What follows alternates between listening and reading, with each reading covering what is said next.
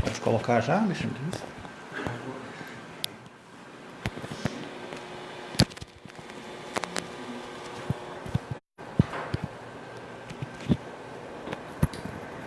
Aqui tá bom? Aqui funciona? Você vai falar aqui? Não, pode deixar aí que eu sou um perto. Só fazer oração pra Sim, gente. claro. Boa noite a todos.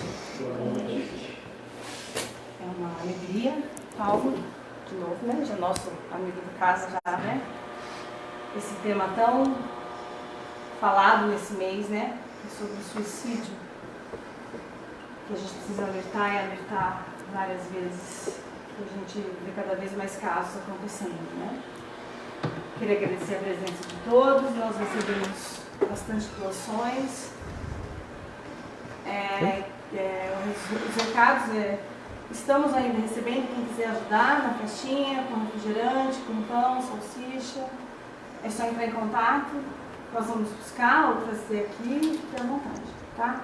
Mas agradecemos já quem trouxe, agradecemos o pessoal que está fazendo o movimento lá no COC. Eu peguei bastante brinquedo hoje, são umas mães do COC que se juntaram e fizeram um movimento, então, fantástico. Depois elas vão passar, tem um nome, esse movimento que elas vão dar, tá? E também vão ajudar a gente na festinha, também depois a gente coloca na página como agradecimento.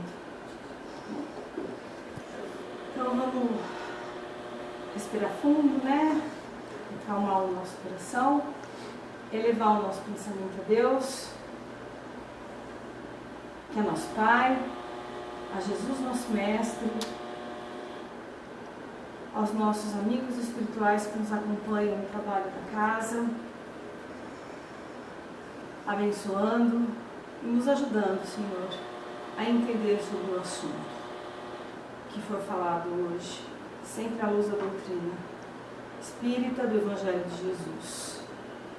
Nos auxilie, Senhor, para que chegue essa mensagem a todos que estão aqui presentes e a todos que estão nos ouvindo pela internet.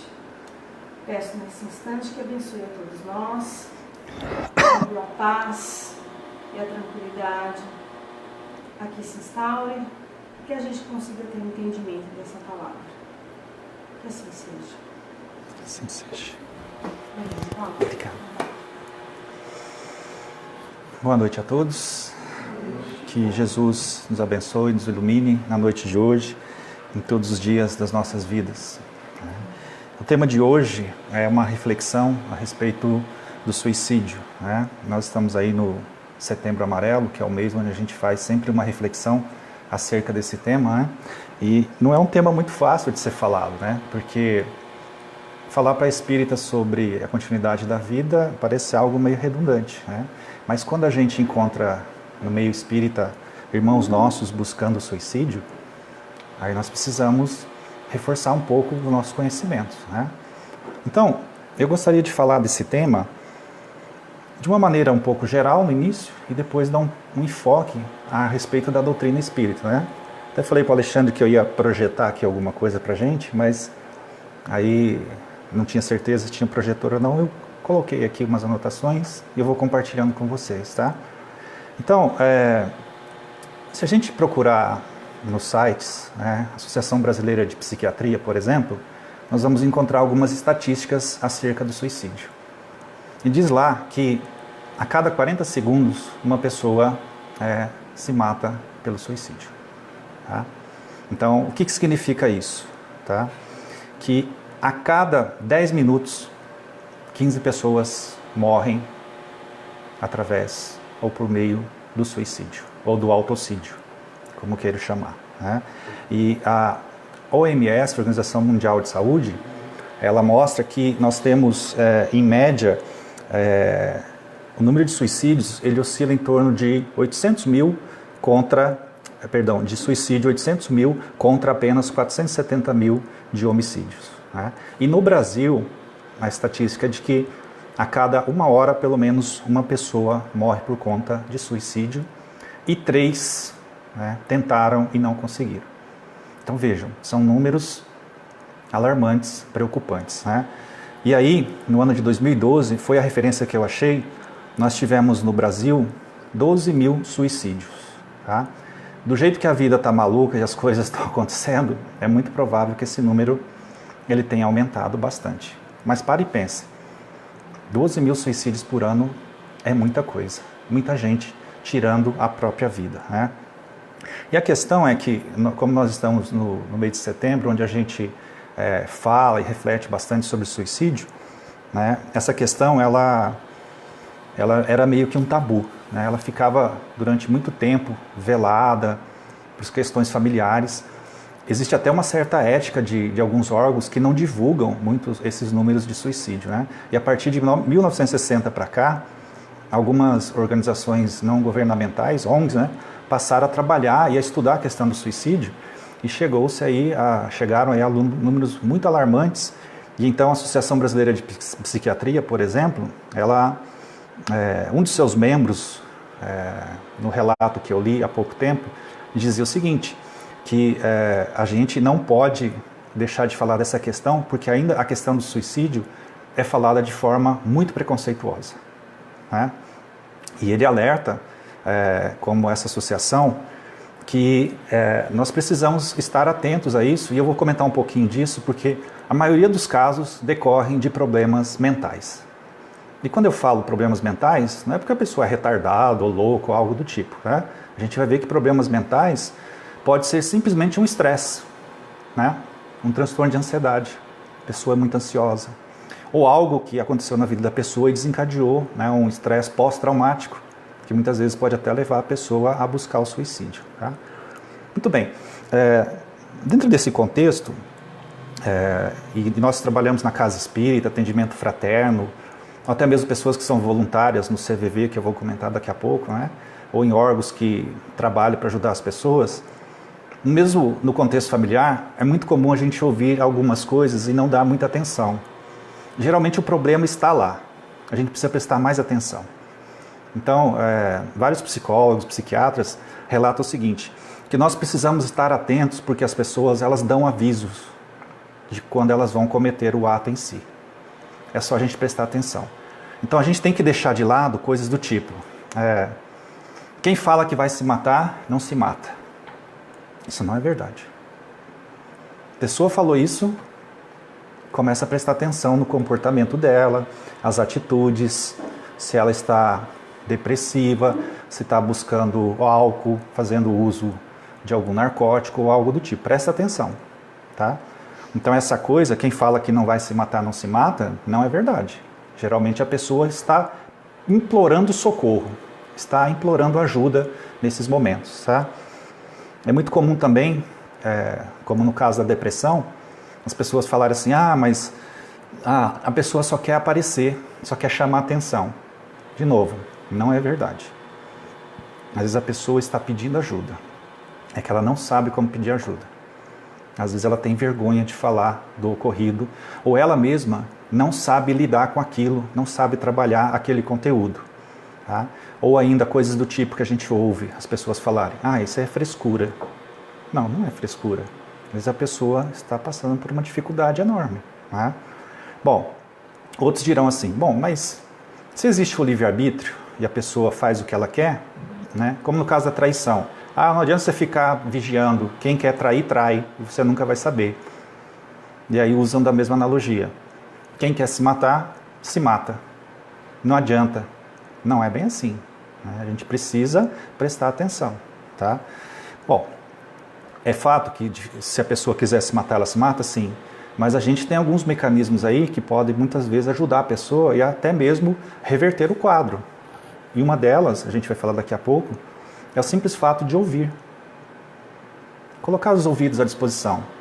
Ao invés de querer falar, a pessoa não quer ouvir. Ela quer desabafar. Ela quer falar. Eu costumo sempre falar isso no grupo mediúnico. No grupo mediúnico acontece muito isso. O espírito chega lá com ódio no coração, querendo matar todo mundo na mesa, ele já chega avisando, eu vou matar todo mundo aqui, você, você, você. A gente até vê umas perninhas tremer debaixo da mesa, né? Eu já acho que a mesa tremer, a mesa começa a tremer, o povo começa a ficar com medo da intimidação. E aí, o esclarecedor despreparado não pode chegar para esse espírito e falar assim, perdoa, meu amigo. É tudo que ele não quer ouvir. Da mesma forma, a pessoa que está pensando em se matar e tirar a vida, ela não quer ouvir uma lição de moral. Ela não quer ouvir que Deus existe, que Deus é bom ou que a vida continua. Veja, não estou dizendo que essas informações não sejam importantes, mas elas têm um momento certo para acontecer. Quando a pessoa já está com a ideação suicida, não serve.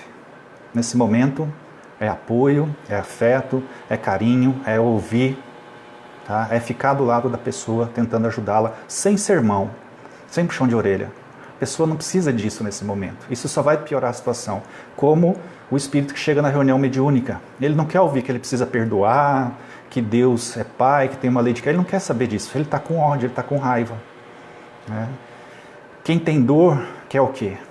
Lenitivo. E às vezes a gente dá uma lição de moral, um sermão, vai fazer com que a pessoa pense mais rápido naquela situação. Né? Puxa vida, todo mundo só me critica? Ninguém quer entender o meu problema? Né? Ou ainda coisas do tipo, que nós ouvimos também, às vezes a pessoa tentou se matar, não conseguiu, está em tratamento, já está melhor, e é muito comum a gente ouvir essa frase.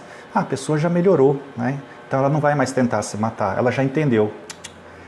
A estatística mostra que a incidência das pessoas que tentam suicídio novamente é muito grande. Então, quem tentou uma vez e não conseguiu, geralmente tenta de novo. E aí a gente tem que ficar atento a essas situações. Ainda mais se for um familiar, um ente querido, um amigo, uma pessoa do nosso círculo de amizade. Tá? Por que isso acontece? Porque, como eu disse, existe um desespero muito grande na alma da pessoa, no corpo físico. Tá? E aí o que acontece? Isso toma conta da pessoa de tal jeito que quando ela vê, já cometeu o ato. Tá? A gente vai falar um pouquinho disso depois. Tá? Ou ainda, né, quando tem os casos de obsessão, a pessoa nem está mais conseguindo pensar por ela mesma. Então muitas vezes ela é induzida a realizar o ato e quando vê, já aconteceu o problema em si. Né? E aí o que a gente tem que fazer? Ficar lamentando, ficar julgando? Não, de forma alguma. Né? Muito bem, feita essa breve introdução, nesses 10 minutos que passaram, 15 pessoas se suicidaram. E aí a gente fica se perguntando o que fazer para resolver esse problema. Tá?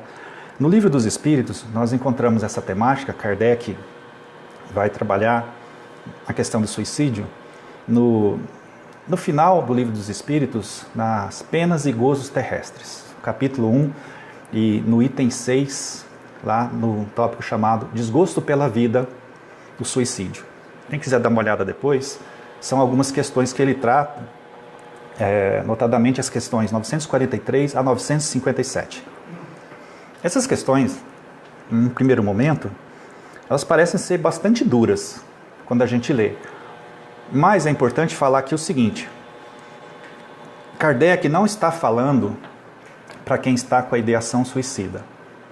Ele está falando no sentido mais para nos alertar do que acontece se nós optarmos por essa solução. Dá para entender isso? Porque são duas coisas diferentes, tá?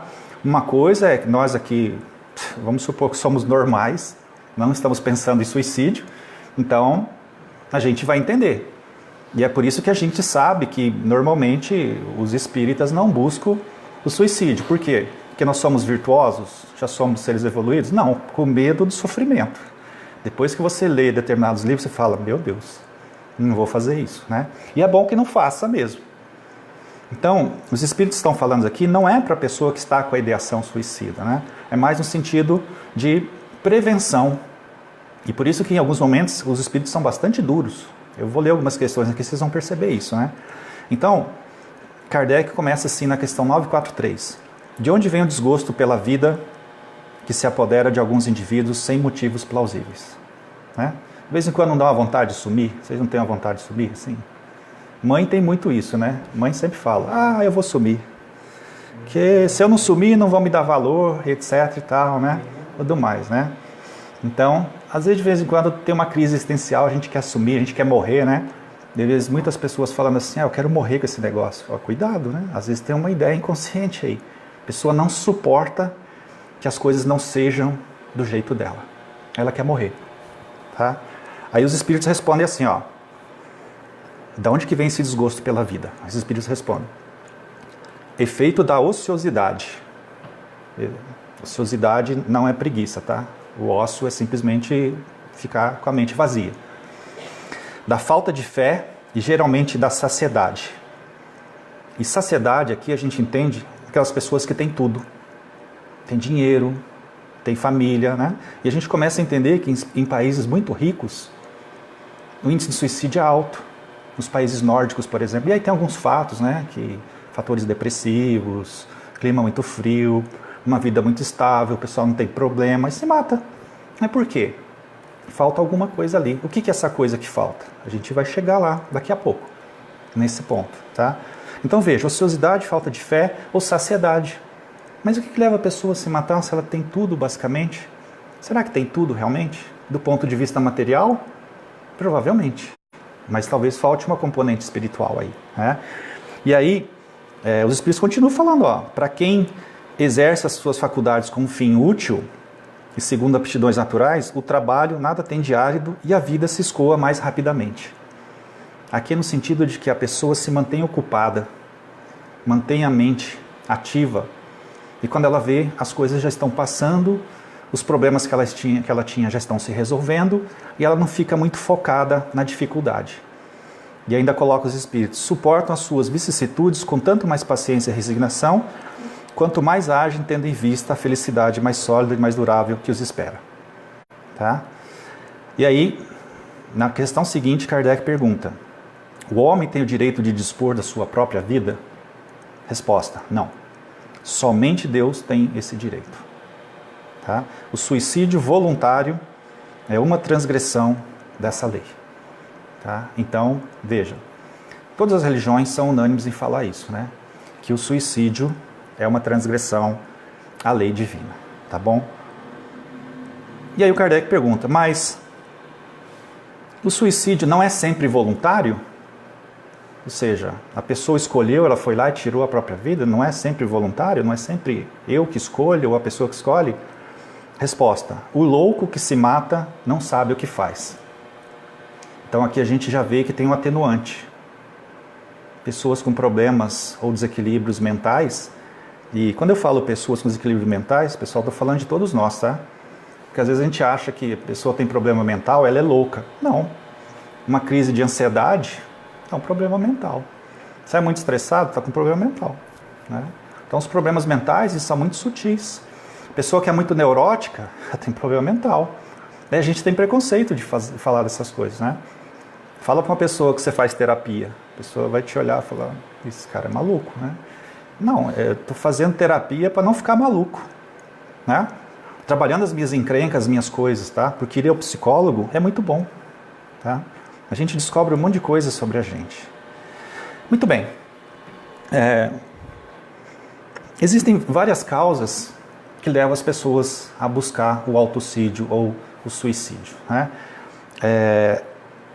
A maioria delas está relacionada aos transtornos mentais. Segundo a Associação Brasileira de Psiquiatria, 97%, 96,7% para ser mais exato, 96,7%, eu olhei esse dado hoje, dos casos das pessoas que buscam suicídio são decorrentes de problemas psiquiátricos ou transtornos mentais. Dentro desses transtornos mentais, nós temos transtorno de personalidade, borderline, né? Nós temos esquizofrenia, transtornos de ansiedade, outros transtornos e comportamentos associados a drogas, a vícios de toda a ordem, né? Mas o que mais chama a atenção desses transtornos mentais é, sem dúvida, a depressão, né?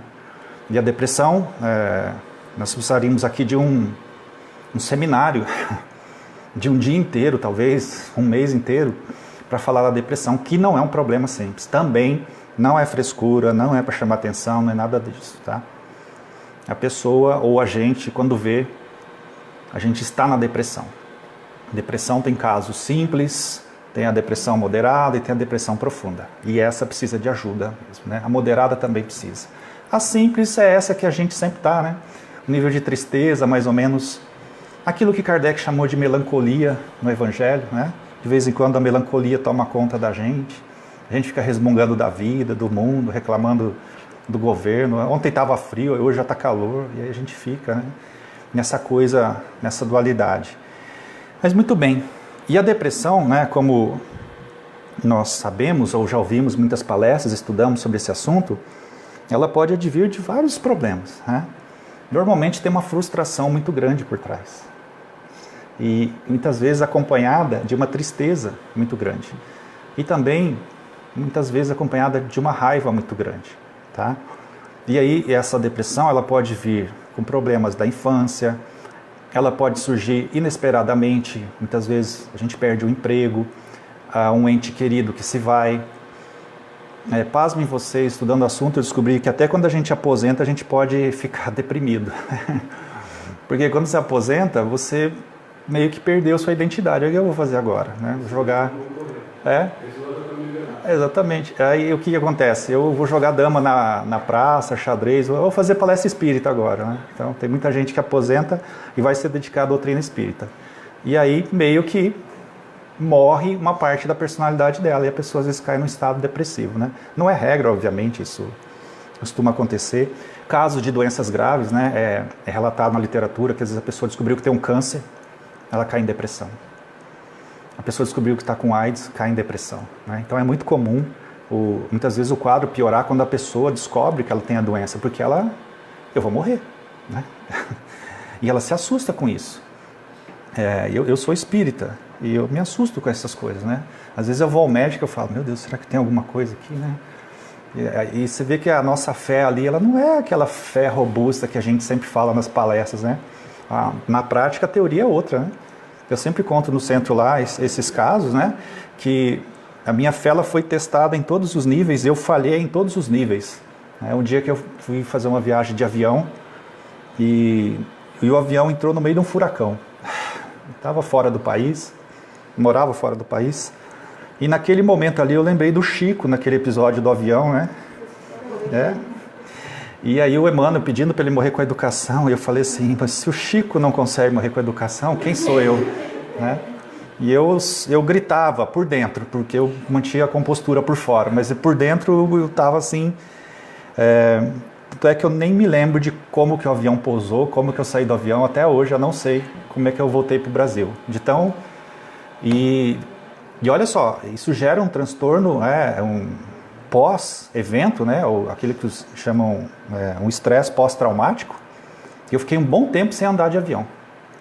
Recusava compromissos de trabalho, eu tenho um congresso na Bahia, você quer ir? Bahia, vamos. Tem que ir de avião? Não, dá para ir de carro. Né? E aí aquele medo vai se apossando da gente. E a gente vai percebendo que a nossa fé, ela não é aquela fé que a gente costuma falar para os outros, né? Ela está ali, mas tá de um jeito, né? E é engraçado porque às vezes as pessoas olham pra gente e falam, mas você passou por isso? Porque as pessoas acham que a gente é super-herói, né? Super-homem, só porque faz palestra espírita, só porque tá no movimento espírita, né? Isso me chama muita atenção porque um comediante muito famoso, ele desencarnou por conta da depressão.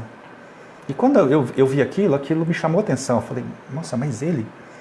Chico Anísio, lembram dele? Né? Mas a pessoa era alegria em pessoa? Ou não? Será que ele mascarava?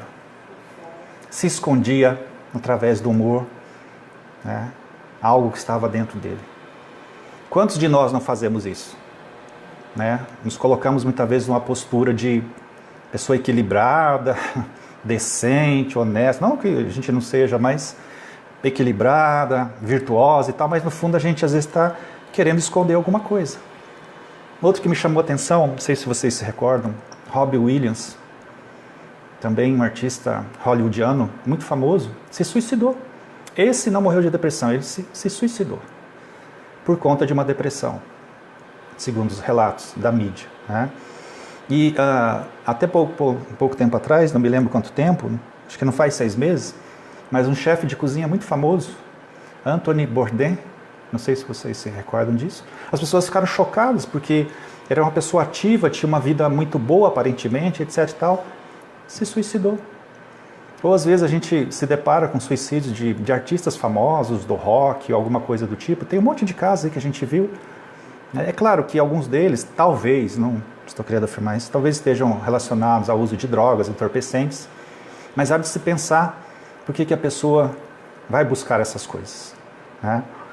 Então, essa é uma das causas das pessoas buscarem o autocídio ou suicídio, né? Transtornos mentais. Segundo os psiquiatras, 97% dos casos de suicídio estão relacionados a isso.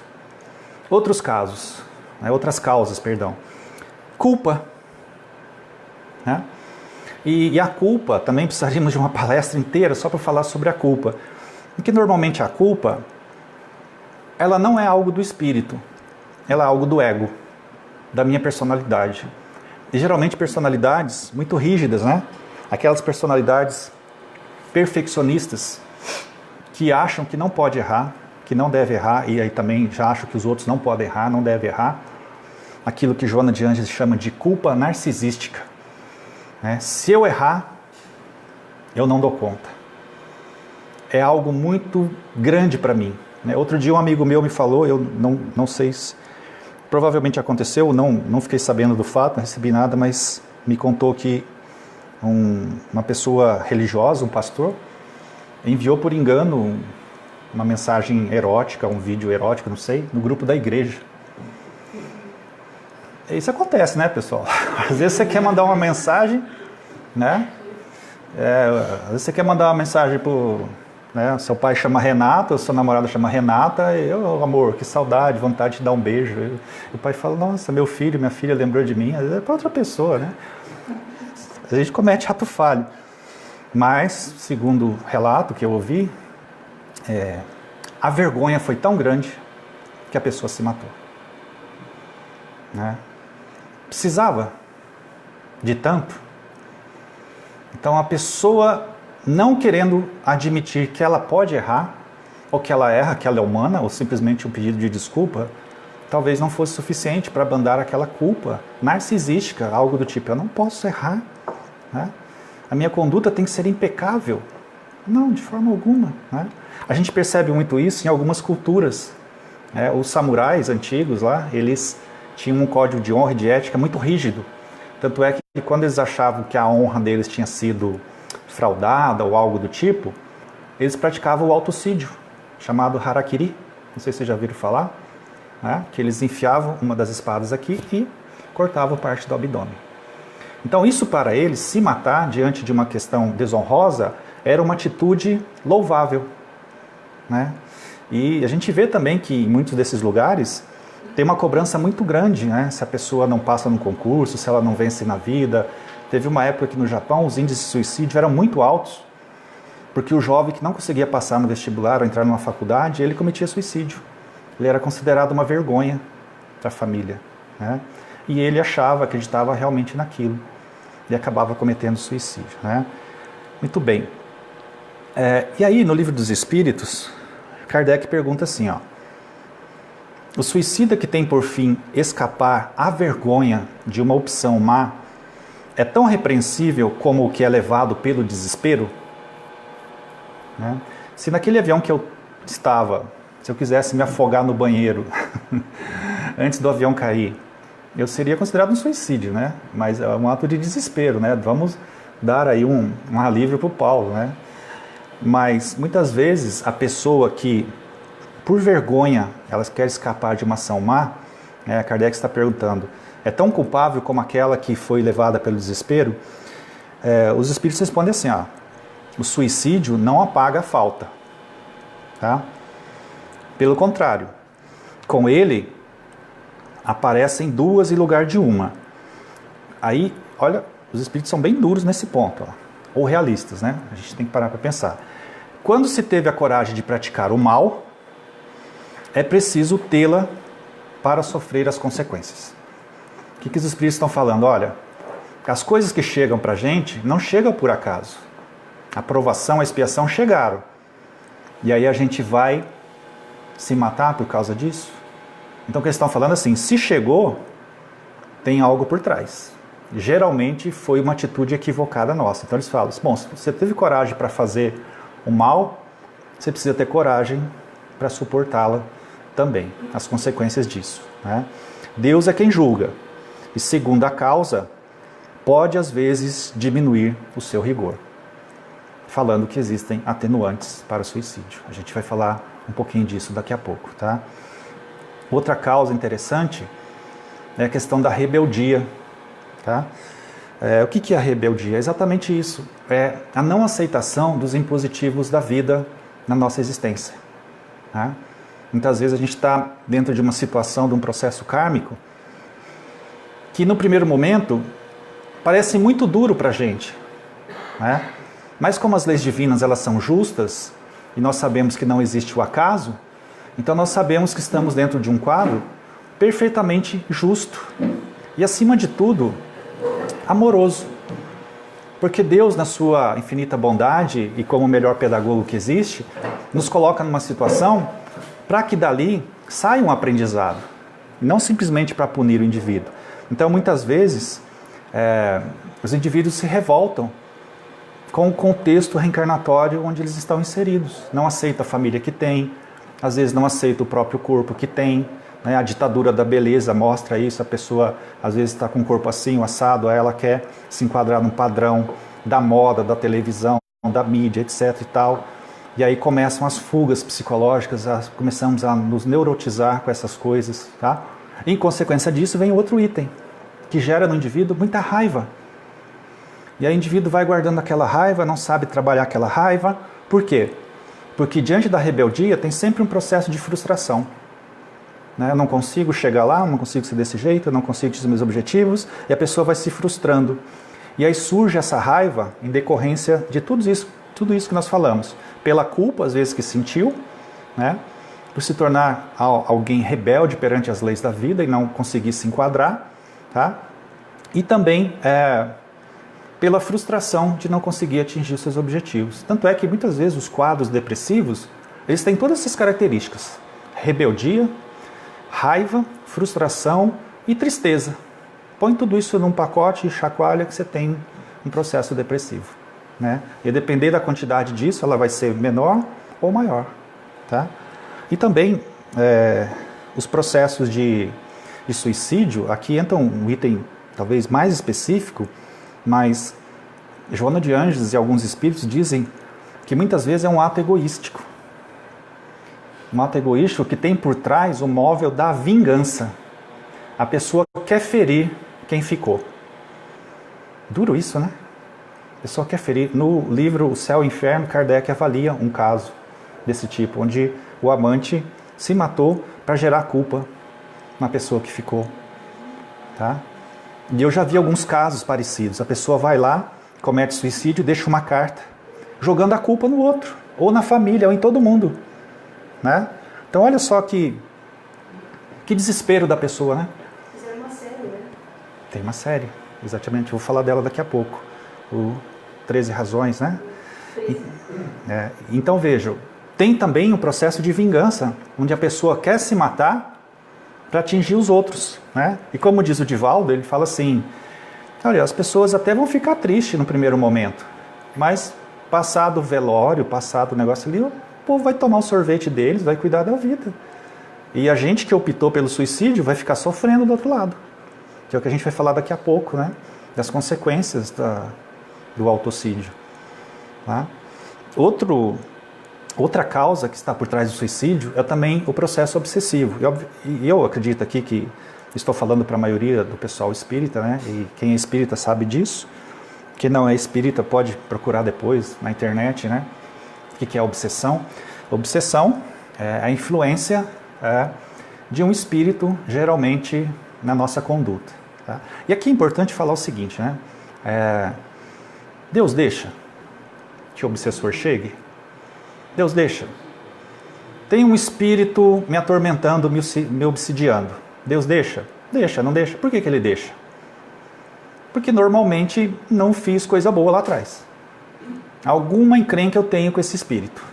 Tá? E aqui eu estou falando das obsessões propriamente ditas, né? Não estou falando de obsessão simples, as coisas que a gente sofre normalmente no dia a dia pela influência de espíritos, né? Mas aquela obsessão onde o espírito ele quer te derrubar, ele quer te pegar, ele não te perdoou e muitas vezes ele quer te levar realmente ao suicídio. Então, alguns processos obsessivos induzem as pessoas ao suicídio. E nesses casos, diz Divaldo Pereira Franco, Joana de Ângeles, Emmanuel e tantos outros espíritos, que nesses casos chega a ser até mesmo um homicídio. Porque o indivíduo acaba perdendo as forças, acaba perdendo a vontade dele, e ele é induzido ao suicídio. É óbvio que ele tem o livre-arbítrio para fazer isso, sim, mas muitas vezes ele está doente, está num processo de obsessivo tão forte que ele não tem condição de saber o que está fazendo. E é claro que nesses casos, aí entra a misericórdia divina como atenuante para essas questões, tá? O próprio Divaldo Franco, não sei se vocês sabem, ele já tentou se matar. No início do seu mandato mediúnico, ele estava sob um processo obsessivo e ele ia se matar. Ele ia pular de um prédio, não me lembro agora direito, e a Joana de Ângeles só ficou olhando para ele. E ela falou, você sabe o que vai acontecer depois disso, não sabe?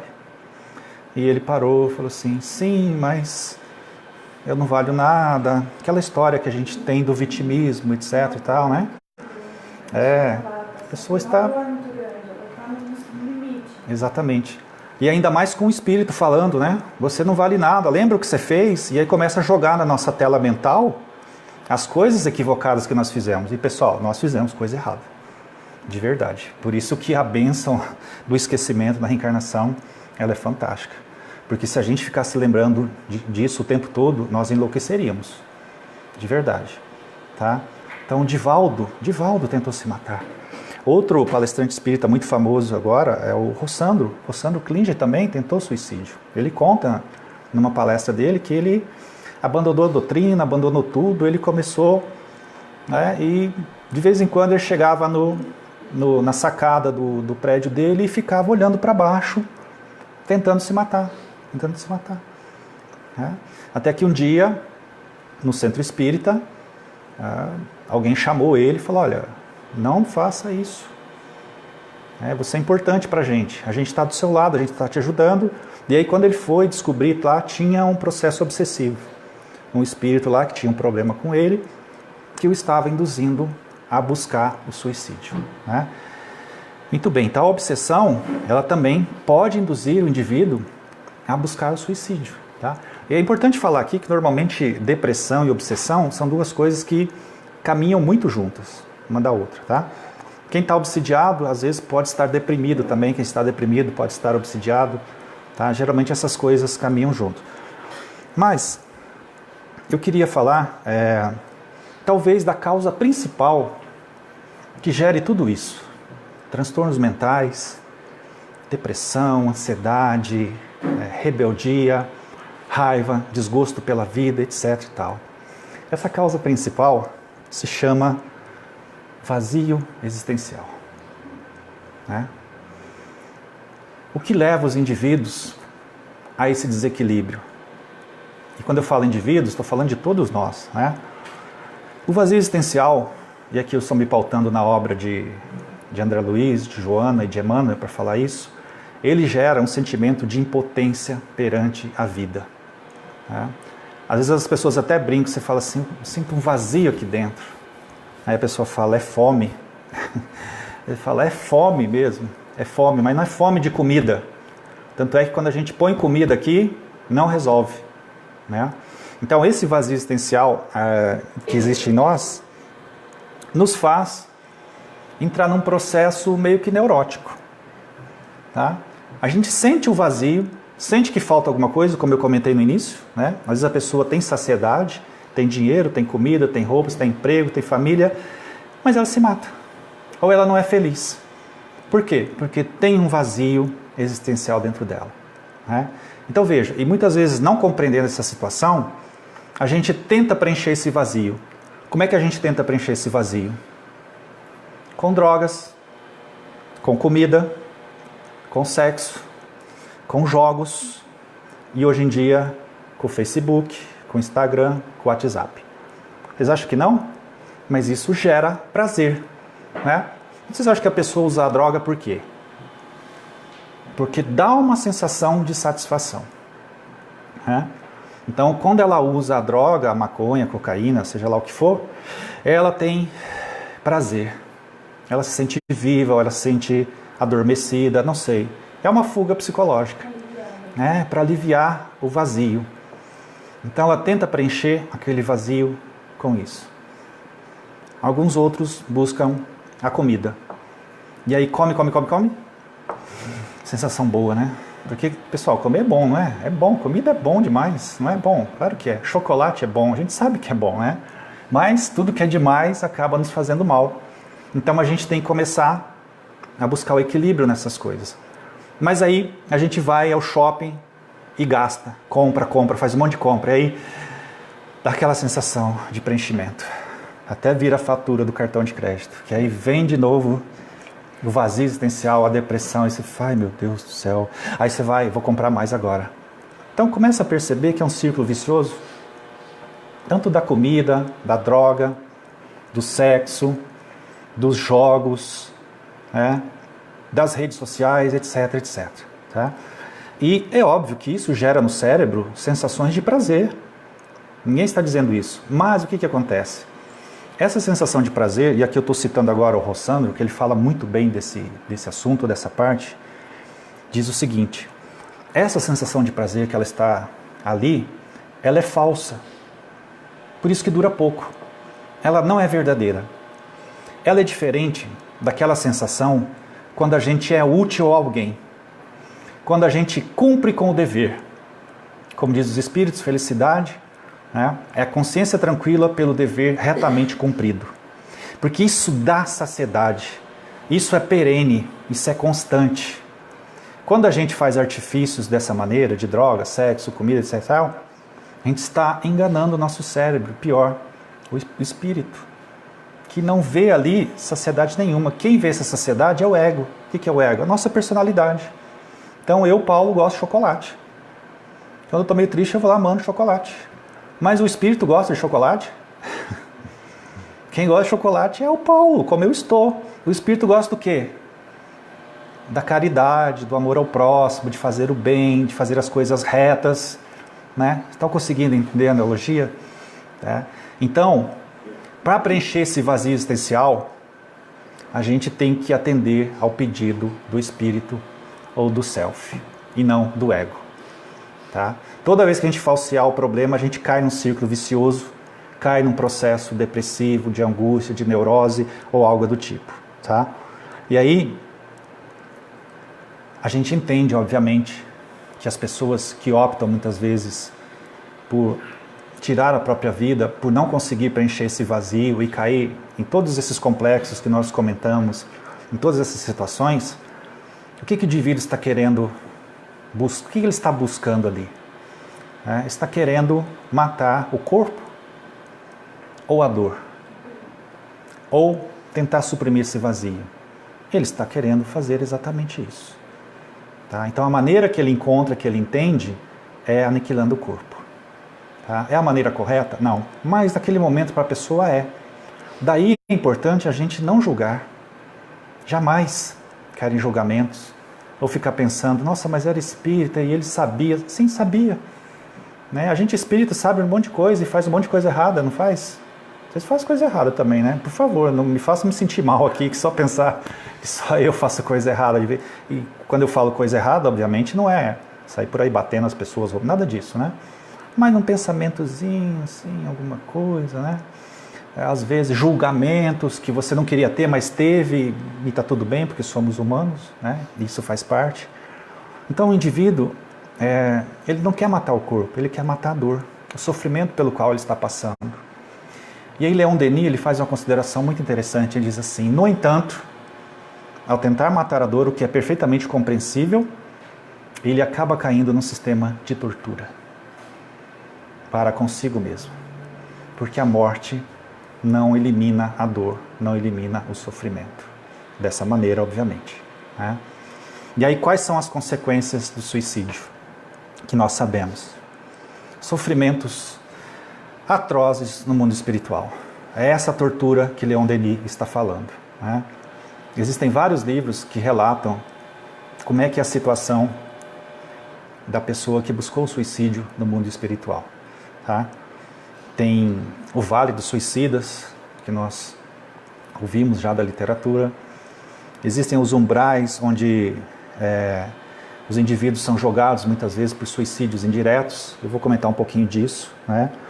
Outra consequência que normalmente acontece para com o suicida, tentando matar a dor, chega do outro lado, a dor permanece, cai num regime de tortura, muitas vezes vendo o seu corpo ser decomposto, sendo comido pelos vermes, né, porque o fluido vital ele não se esgota, e aqui eu não vou entrar em detalhes científicos desse assunto, né, vou falar mais a parte filosófica, e sofre, e sofre. E aí ele é resgatado, compreende e vai reencarnar. E tudo aquilo que ele deixou para trás, e ele vai ter que passar de novo. Por quê? Porque ele sucumbiu diante das provações. E aqui nós não estamos julgando por que a pessoa sucumbiu ou não, tá? Só analisando, de forma alguma. Vamos julgar as pessoas, né? E ele vai ter que voltar e passar por aquilo de novo. Mas o que acontece? Normalmente ele lesou o corpo espiritual, não é assim? E aí, muitas vezes, na maioria das vezes, para ser mais exato, o corpo também, ele volta com as marcas do autocídio, né? Então, reencarnações dolorosas, onde muitas vezes a pessoa que deu um tiro na cabeça volta com anencefalia, volta com alguma síndrome de Down, autismo, problemas cardíacos, problemas no estômago, enfim, se a pessoa se jogou de um penhasco, volta com alguma deformidade, né? Nós sabemos que quando o corpo espiritual ou perispírito ele é lesado, ele precisa ser reparado, né? E aí as marcas do suicídio, elas ficam impregnadas no novo corpo, tá? E aí, muitas vezes, fica uma reencarnação mais difícil ainda pra gente, tá? Outra consequência direta que a gente não pensa, e aqui eu estou falando pra gente não tentar o suicídio, né? Pelo amor de Deus. Que existe uma quebra de compromissos muito grande. Pessoal, vocês acham que é fácil reunir todo esse povo, né? Reunir o Rodrigo, a esposa dele, o sogro, tal, reunir, né? Alexandre, a esposa, os filhos, o sogro e a sogra para nascer nessa cidade, tal. Tem toda uma engenharia por trás disso. E muitas vezes o indivíduo ele vai lá e quebra o compromisso. Então ele não está só rompendo com o povo que reencarnou junto, mas também com o povo que ficou do outro lado, esperando para voltar, ou aqueles que planejaram. Ah, mas peraí, a espiritualidade não sabe que ele pode se suicidar? É sempre uma probabilidade, né? Senão não teríamos livre-arbítrio. Não é assim? Então existe aí uma quebra de compromisso, né, para consigo, para com os mentores e para o grupo que reencarnou junto também, né? E aí as consequências elas são sempre difíceis. Então a gente começa a perceber que não é uma boa ideia fazer isso, né? Porque vai complicando cada vez mais, vai complicando, vai ficando muito difícil a coisa, tá? E no livro dos Espíritos, os Espíritos afirmam, tá, que o suicídio é sempre uma fuga da realidade. Nessas questões que eu estou comentando aqui, é sempre uma fuga da realidade em função daquilo que nós plantamos no passado, tá? Afirmam, né, de novo, que se nós tivermos coragem para praticar o mal, precisamos ter a mesma coragem para enfrentar as consequências desse mal que nós causamos. E eu vou citar um caso bem famoso aqui, daqui a pouco, tá? A Joana de Ângeles também, ela é muito dura nesse ponto. Ela afirma assim: se os suicidas estivessem trabalhando, não teriam optado por tal ato. É duro ouvir isso, né? É duro, não é? Mas trabalhando, não é dando aula, capinando, nada disso. Trabalho, conforme Kardec define, ocupação útil. Que cabeça vazia é o quê? Oficina do demônio, né? Do inferno, mente ociosa. A gente começa só a pensar bobagem, né? E aí, no Livro dos Espíritos, notadamente na questão 945, Kardec pergunta: o que pensar do suicídio que tem por causa o desgosto da vida? Resposta: insensatos. Por que não trabalhavam? A existência não lhes teria sido tão pesada. Parece meio duro isso, né? Dos espíritos. Mas, pessoal, isso é igual mensagem de WhatsApp, né? Às vezes você pergunta para a pessoa assim, está ocupada agora? A pessoa responde, tô, com letras maiúsculas. Você fala, nossa, ela gritou aqui, né? Às vezes não, às vezes saiu errado, né? Ou às vezes é a forma que a gente interpretou. O que os espíritos estão dizendo aqui não é no sentido de censurar, mas no sentido de dizer assim, olha, o pessoal estava com a mente em outro lugar. Não estavam fazendo aquilo que poderiam fazer. Não há nenhum julgamento, é uma análise. É difícil isso, né? Alguém já fez essa pergunta para vocês? Você está fazendo uma análise ou você está fazendo um julgamento? Aí você fala, não, estou fazendo uma análise. Mas é difícil julgar e analisar, não é? Porque normalmente o julgamento a gente já está colocando um veredito, já está colocando uma cor. E para analisar é algo difícil de fazer, mas o que os espíritos fazem aqui é uma análise, né? Eles estão traçando um panorama do que acontece com esses espíritos. E aqui é importante lembrar, pessoal, o seguinte, que em muitos casos, né, de suicídio, sempre haverá atenuantes ou agravantes. Lembro de um caso, na cidade onde eu moro, de um rapaz que, com ciúme da ex-namorada, matou a ex-namorada e depois se matou. Então, além de cometer suicídio, acabou se matando e já deixando tudo planejado com cartas e coisas do tipo, justamente para punir as pessoas ali. Tá? Eu gostaria de citar rapidamente alguns exemplos da literatura espírita. Talvez o mais clássico dessas informações seja o livro Memórias de um Suicida. Eu acho que todos já ouviram falar na doutrina espírita, né? Que conta a história de Camilo Castelo Branco. Mas eu não sei se vocês se recordam, né? Esse livro, ele conta a história do Camilo, que começa lá no século XVII. Não sei se você se recorda do livro. E ele queria ser padre. Aí o padre olhou para ele e falou, esse menino não tem jeito para ser padre, ele é muito ambicioso. Ele tem uma alma um pouco perversa. E disse que era melhor ele não ser padre. Aí ele se apaixona por uma moça, Maria Magda. Né? E aí ele fica ali apaixonado pela Maria Magda, até que a Maria Magda, como costuma acontecer na vida, viu o outro tchutchuco, né? Todo bonitão, garboso, se apaixonou por outro. E esse outro, né, Jacinto de Ornelas e Ruiz, se casa com Jacinto. E o Camilo, ele fica magoado, obviamente, triste com aquilo, né, porque ele foi abandonado. E aí ele volta e vai ser padre. Mas não só padre, ele vai trabalhar para a Santa Inquisição. Né? E aí a Maria Magda casou-se com o Jacinto, ela se muda para a Espanha, em Madrid. Ele estava em Portugal nessa época. Né? E aí, 15 anos depois, onde ele já é uma pessoa importante dentro da Igreja Católica, ele vai para Madrid. E como o acaso não existe, ele encontra Maria Magda e o Jacinto com família. E o que ele faz? Começa a perseguir a Maria Magda, por vingança. E tenta assediá-la de todo jeito, não consegue, porque ela é fiel ao compromisso dela com o Jacinto. E aí o Jacinto, percebendo a investida do Camilo, tenta fugir dali para outro lugar, ao que ele faz uma série de conjecturas, de mentiras e traições, e manda prender o Jacinto. Mas não só manda prender, manda torturar.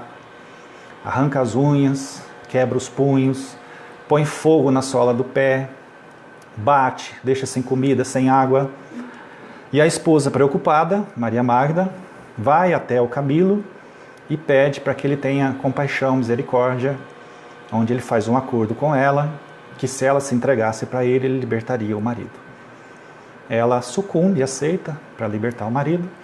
E quando ela vai ver o marido e encontra naquele estado, e Camilo percebe que ela ali fazia carinho, demonstrava afeto e um amor puro pelo marido, ele é tomado de um ódio imenso. O que ele faz então? Manda cegar Jacinto. Com o ferro quente, cega os 2 olhos de Jacinto. Quando Jacinto sai da prisão com Maria Magda, 2 meses depois, primeiro caso de suicídio. Ele não aguenta ser um fardo para Maria Magda e seus filhos. E ele se mata. Será que nós daríamos conta? Veja como é importante não julgar. Mas, indo para o plano espiritual, começa o processo obsessivo em Camilo. Que sai da igreja, não dá conta, no fim das contas acaba sendo preso também e desencarna. Isso foi no século XVII.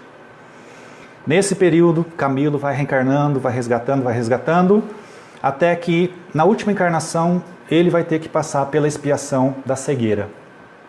E ele reencarna em Portugal, como Camilo Castelo Branco, um dos maiores escritores que a língua portuguesa já teve. E aí, a expiação dele era passar pelo processo de perder a visão. Vamos recordar aquela questão anterior? Se você teve coragem para fazer o mal, precisa ter coragem para suportar as consequências dele. Quando ele estava encarnado, como Camilo Castelo Branco, e descobriu que iria ficar cego, ele vai para o quarto e dá um tiro no ouvido. E desencarna e vai para o mundo espiritual como suicida e relata todo o processo que nós sabemos lá do Vale dos Suicidas, onde Maria é a responsável ali, faz um trabalho de amor, que não dá nem para a gente pautar esse amor pelos suicidas. E o mais interessante de tudo isso é que o Camilo, entendendo o que tinha acontecido, relata nesse livro, Memórias de Suicida, pela Ivone Pereira, todo o processo de vários suicidas no mundo espiritual, inclusive o dele, e ficou 50 anos trabalhando lá, se preparando para voltar. E nessa volta, o que vai acontecer com o Camilo? Ele vai viver 60 anos de idade, provavelmente já passou por isso, ao que, com 40 anos de idade, ele iria ficar cego novamente e ficaria 20 anos passando pela expiação da cegueira, que foi a mesma que o levou ao suicídio na encarnação passada. Esperemos que ele tenha dado conta disso. Mas uma característica interessante aqui, o Camilo, o tempo todo, ele tem muito medo de reencarnar. Então, por isso que ele demora muito tempo no plano espiritual se preparando. Em alguns momentos, ele vem à Terra e visita alguns companheiros dele, que também eram suicidas, e que estão numa situação deplorável. Quando ele visita um, e ele vê que o amigo dele está mendigando, morando numa casinha de papelão, cheio de problemas mentais e dificuldades, ele fica desesperado. Mas olha que interessante, o mentor olha para ele e fala assim: por que você está desesperado? Mas olha a situação dele, fala assim: não, você está olhando o corpo físico. Pro espírito vai ser muito bom, porque vai limpar da alma esse processo que ele gerou lá no passado. E todos nós temos alguns processos lá no passado, não temos? Quanto tempo tem ainda, Alexandre? Não, mais 5, 10 minutos eu termino, tá ok? Outro caso bastante famoso da literatura, o Chico relata que certa vez uma mãe o foi procurar, ele foi procurado por uma mãe, e uma criança que já era cega, surda, muda e não tinha os 2 braços, e estava com uma gangrena nas pernas. E aí mandaram perguntar para o Chico, para ele fazer uma consulta com o espiritual, por que de tamanha expiação daquele menino. Ao que o Emmanuel fala para ele: esse espírito aí, ele é um suicida e ele vem se suicidando há 10 encarnações seguidas. E aqui eu faço uma observação. Normalmente o suicida, ele tem muita dificuldade de passar pela expiação dele. Então ele rescinde. Ele vai rescindindo no processo. Era o caso desse espírito. Criança, a forma, mas espírito. E o Emmanuel diz: esse espírito, pediu para que todas as medidas fossem tomadas para que ele não optasse pelo suicídio nessa reencarnação. Mas, como ele está sentindo o drama de como vai ser, ele já vislumbrou um rio, uma ponte para se jogar. E por isso, cortar as pernas dele vai ser medida de compaixão para com esse espírito. Então, no primeiro momento, a gente olha e, nossa, uma criança sem braço, sem perna, cego, surdo. Qual o objetivo dessa encarnação? Suportar ali no corpo, né? Para o corpo, às vezes, mas para o espírito, é extremamente importante.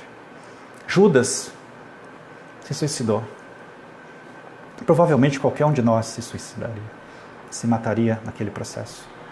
Mas quando ele estava lá sofrendo, conta Amélia Rodrigues no livro Trigo de Deus, o primeiro espírito que foi visitar Judas, Jesus.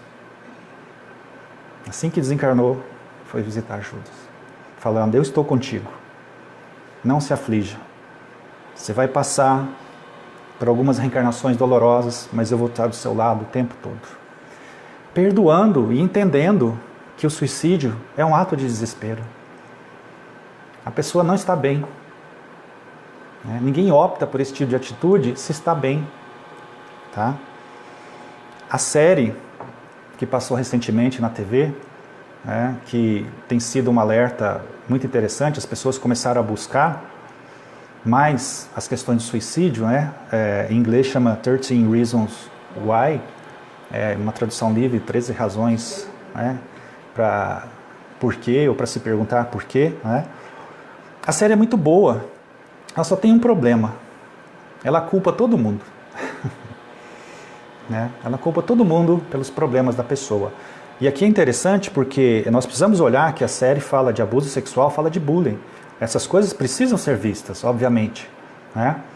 Mas muitas vezes dá a impressão que a pessoa que cometeu o ato em si não tem responsabilidade nenhuma pelo ato em si. Então é importante falar que a pessoa não é uma heroína. Tá? Entende-se o processo, tudo o que aconteceu, para não ficarmos usando essas coisas, para assim, eu estou falando isso porque o escritor Goethe, alemão, ele escreveu um livro na sua época, onde existiam vários casos de suicídio. Era um romance e as pessoas se matavam, a lá Shakespeare. E muitas pessoas que leram aquele livro acabaram cometendo suicídio. Então, muitos psicólogos, psiquiatras ficam preocupados, às vezes, com coisas que aparecem da mídia assim, porque eles temem que isso induza as pessoas a buscar o suicídio, para falar assim, eu também vou ser famoso, herói. Não é essa a ideia, obviamente, claro, da série, a gente sabe que não é isso, Mas, muitas vezes, as pessoas podem entender que existe uma mensagem sendo passada de forma errada, Tenho certeza que o objetivo não é esse.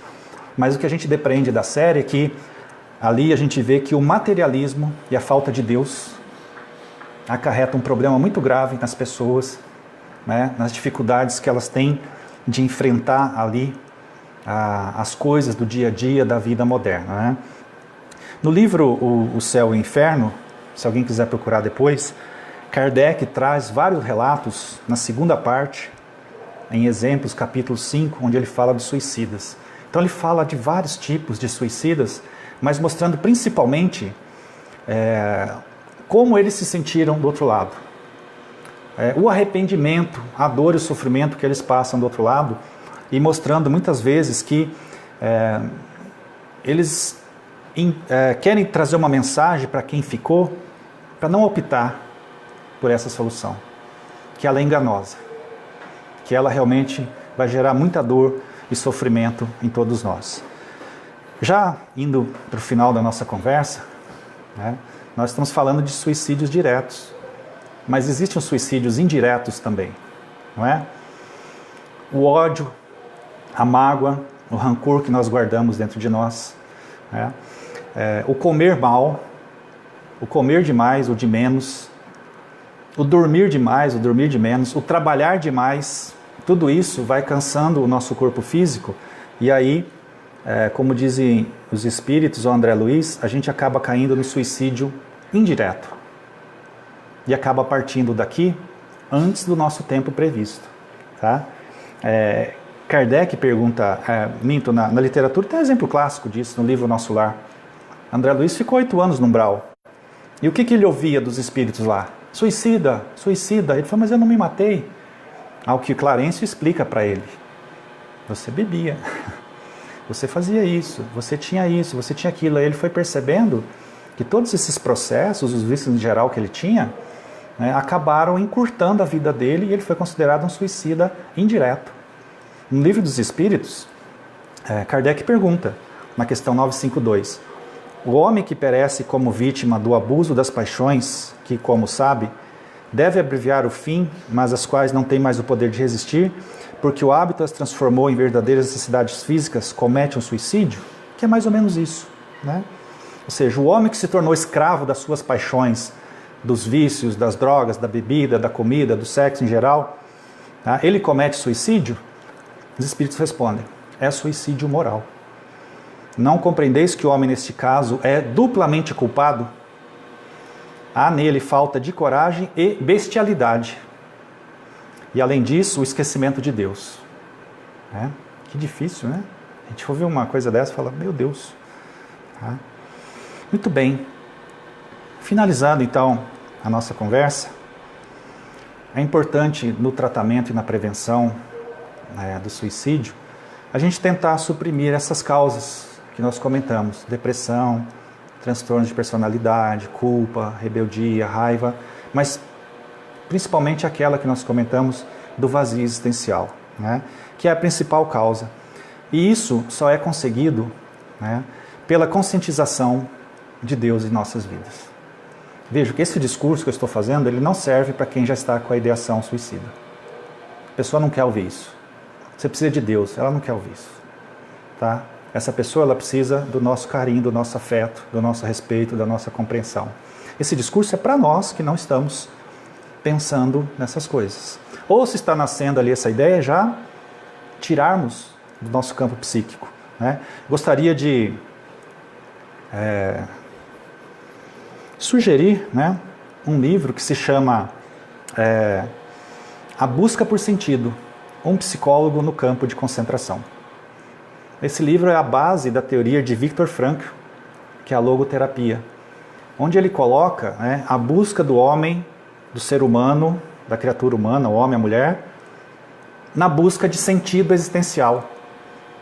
Então ele faz uma proposta aqui de transcendência, em termos simples, da busca de Deus em nossas vidas. É um livro muito bonitinho e com certeza ele vai tocar o coração de muita gente, porque ele fala de uma experiência de um homem que viveu dentro dos campos de concentração e relata ele que mesmo as pessoas que ele via ali perecendo à beira da morte, ele percebia que aquelas pessoas tinham um sentido maior para viver. Elas tinham algo maior pelo que viver. Elas entenderam que a vida não é apenas um acaso biológico, é algo maior. Né? E aí, busquemos ajuda. O psicólogo, o psiquiatra, o centro espírita, a igreja, o templo evangélico, não importa. O CVV, 188, ligue, converse, entra no site cvv.org.br, procura um amigo, desabafa, fala, não fica sozinho, busque ajuda. Né? Não opte por essa solução. Com certeza ela não é melhor. Talvez nesse momento, na cabeça das pessoas, ela seja mais viável. Talvez ela seja interessante nesse momento, mas acredite, a vida não termina no túmulo. Ela continua. Né? Vamos lembrar do Evangelho, para quem conhece, no item bem e mal sofrer. Todos nós sofremos. O sofrimento faz parte da nossa caminhada. Vamos confiar em Deus. Vamos lembrar que não estamos sozinhos. Vamos levar a sério a questão do suicídio. Né? Nessa conversa toda que nós tivemos, muita gente buscou o suicídio. Esperemos que não seja ninguém do nosso círculo de amizade, mas provavelmente muitas pessoas buscaram. Não é algo fácil de se tratar. Né? Tanto os 97% que têm como causa transtornos mentais, ou os outros 3% que estão enquadrados nesses assuntos, nessa temática que nós falamos, né? Não vamos optar por essa solução. Né? Vai ser muito difícil para a gente depois. Tá? E para finalizar, queria só lembrar o que Kardec fala no Evangelho segundo o Espiritismo, onde ele diz que a doutrina espírita, ela é o preservativo contra a loucura e o suicídio, porque ela nos mostra essa realidade espiritual, mostrando que a vida não acaba ali no túmulo, não é ponto final, é ponto e vírgula. A gente vai continuar, vai para o mundo espiritual. E aí diz o Kardec no capítulo 5, que tendo consciência dessas coisas, é importante que a gente busque a calma e a resignação diante das provações da vida. Por quê? Porque elas são passageiras. E por mais dolorosas que elas sejam, por mais difíceis que elas sejam no nosso percurso carnal, por mais difícil que seja esse trajeto, elas têm dia e hora para acabar. É para testar a nossa paciência, a nossa fé, a nossa confiança em Deus. Esse mesmo capítulo tem uma mensagem da Joana de Ângeles que se chama A Paciência. Ela deu essa mensagem em Havre, 1862, onde ela diz assim: a dor é uma bênção que Deus envia aos seus eleitos. E no final ela diz assim: sede pacientes. Sede, pois, pacientes. Sede cristãos. Essa palavra resume tudo. Mas o mais importante, talvez, essa nossa conversa seja dizer o seguinte, pessoal: jamais julgarmos as pessoas que optaram por isso. Elas merecem as nossas orações, as nossas preces, o desejo de quem tentou e não conseguiu. Refaça a sua vida, repense a sua trajetória. Nos coloquemos à disposição para ouvir, com o ombro amigo. As pessoas não precisam de censura.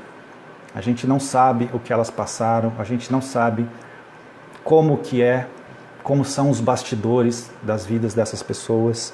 Elas precisam de compreensão, numa palavra, precisam do nosso carinho, do nosso amor.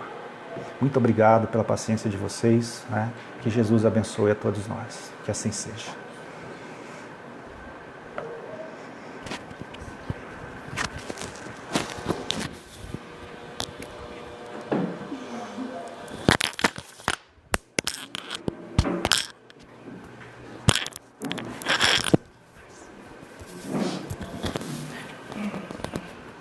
Uma observação que eu ia fazer, você acabou de fazer.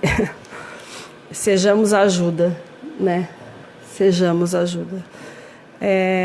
Não é porque cada um está num grau de evolução que o outro necessariamente está naquele grau de evolução. Então a gente vê pessoas com dificuldades em coisas que a gente olha e é boba, porque para mim aquilo é bobo, mas para a pessoa não. Ela não entendeu, ela não aprendeu ainda.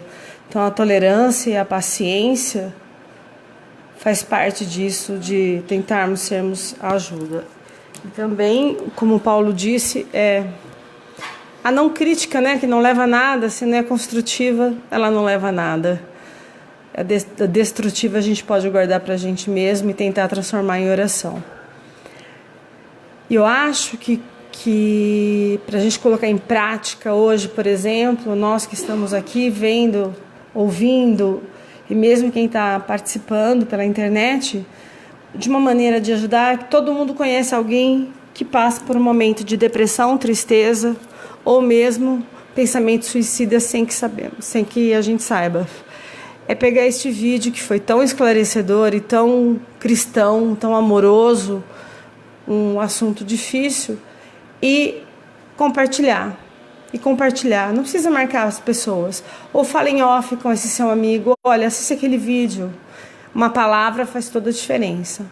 Então vamos compartilhar esse vídeo várias e várias vezes para as pessoas que necessitam. A gente não sabe o quanto de bem a gente pode fazer nisso. Eu acho que é um bom começo, né? De sermos cristãos e colocarmos em prática realmente uma ajuda. Falar. A gente fala muito, a gente posta muita coisa no Facebook, Setembro Amarelo, mas vamos tentar fazer também, né? Como postar e abrir os braços para as pessoas que necessitam. Paulo, muita gratidão. Foi extremamente amoroso da tua parte, o jeito como você tocou esse assunto do suicídio. Eu acho não só amoroso como cristão. E as pessoas que pensam em suicídio, tenho certeza que não se sentiram tristes, nem ofendidas e nem excluídas, sabendo que isso é um assunto que se fala pouco, mas se tem muito. Ok? Então, nós estamos aqui do centro à disposição, online mesmo, se precisar conversar offline lá no bate-papo, se precisar da gente, a gente conversa sim, faz atendimento fraterno de longe, faz atendimento fraterno de perto. Então, gostaria de deixar esse recado de amor aí para todos. Tá ok?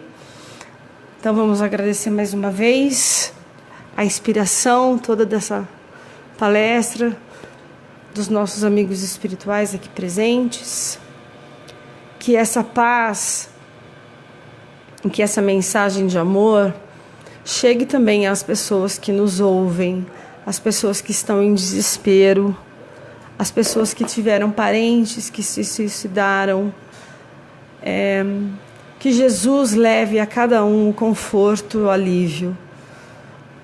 Que Jesus visite cada lar nesse momento, levando conforto a cada pessoa que passa por esse problema e dizendo sempre que não está sozinho, estamos todos juntos, que busquemos ajuda, agradecendo a espiritualidade maior e que flúvios de paz e amor caiam sobre nós neste momento, a todos que aqui estão presentes e a todos que nos ouvem, e que essa paz se estenda a todos os lares e que um pensamento de amor de todos nós vão até as pessoas que já cometeram suicídio ou cometeram suicídio hoje, por exemplo.